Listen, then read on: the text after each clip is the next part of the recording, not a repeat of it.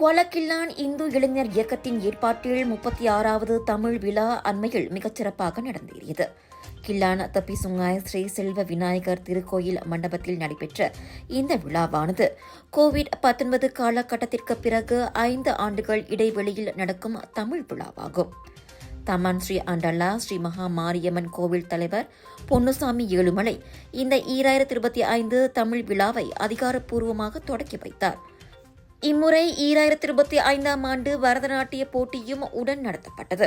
Taman Sri அண்டலா Sri மகா மாரியம்மன் கோயில் அறங்காவலர் டத்தோ மேஜர் MS மூர்த்தி மற்றும் கில்லான் தப்பிசுங்காய் ஸ்ரீ செல்வ விநாயகர் கோவில் நிர்வாகத்தினர் இந்த போட்டியின் ஆதரவாளராக இருந்தனர். நடனப் போட்டி 13 வயதுக்குட்பட்டவர்கள் 14 வயதுக்கு மேற்பட்டவர்கள் என 2 பிரிவுகளாக நடத்தப்பட்டது.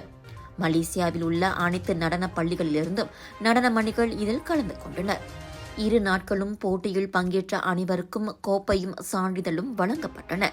13 வயதுக்குட்பட்டவர்களுக்கான பிரிவில் விஹாரா நடனப் பள்ளியைச் சேர்ந்த மாணவி சஷ்மிதா நாயர் வெற்றி பெற்றார். அவருக்கு மலேசியாவுக்கான இந்திய தூதரக சுழற்கிண்ணமும் 1500 ரிங்கிட் ரொக்கமும் பரிசாக வழங்கப்பட்டது. 14 வயதுக்கும் மேற்பட்டவர்களுக்கான பிரிவில் தஷரா ஃபைன் ஆர்ட்ஸ் நடனப் பள்ளியைச் சேர்ந்த மாணவி சூசன்யாப் வாகி சூடினார்.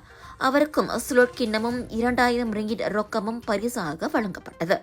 2 பிரிவுகளிலும் 2ஆம் 3ஆம் இடங்களை வென்றவர்களுக்கு முறையே 1000 ரிங்கிட்டும் 500 ரிங்கிட்டும் வழங்கப்பட்டதாக கொலக்கில்லான் இந்து இளைஞர் இயக்கத்தின் தலைவர் பூவரசன் சிதம்பரநாதன் தெரிவித்தார்.